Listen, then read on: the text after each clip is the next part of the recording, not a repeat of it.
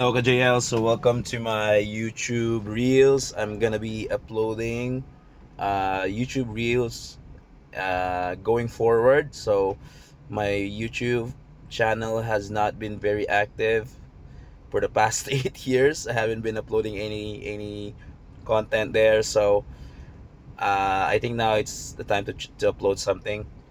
So, so I just wanted to talk to you guys. I just wanted to have some discussions and particularly I just wanted to share my thoughts on the election. So I would say that the chance of the Duterte slate winning the election is very slim, and we've seen the surveys, and it makes a lot of sense because Filipinos vote because of name recall. So if the Filipinos don't know you, if they don't know who you are, if you don't remember who you are, they're not gonna be able to vote for you. And in terms of voting population, the biggest voting population is in the north, and Luzon has the biggest share of voters, and uh, and to be elected and to be like majority of the candidates are hailing from that location. So majority of them are coming from Luzon. So we're looking at a majority win for the admin candidates.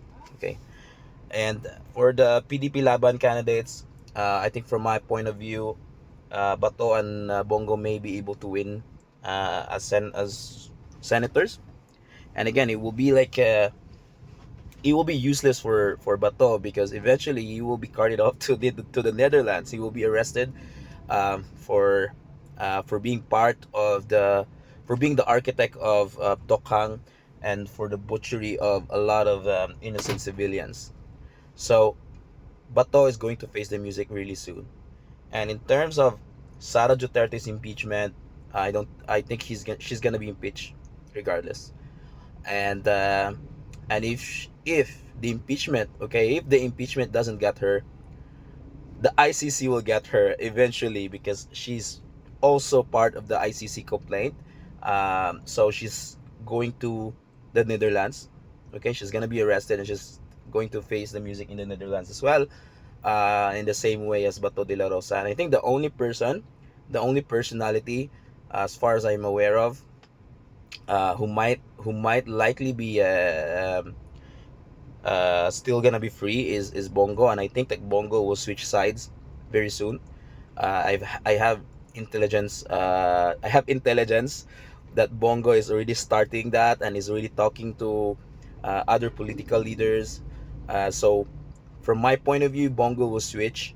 Bato de la Rosa likely will switch, but I hope not in the last minute because um, it's too late for Bato de la Rosa. It's too late for him.